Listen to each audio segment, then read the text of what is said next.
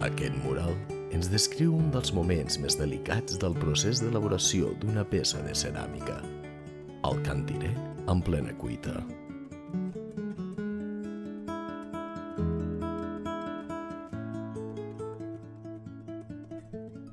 Magí Sambola Pijuan, l'autor representa en aquesta obra una figura humana introduint un feix de llenya a la boca del forn.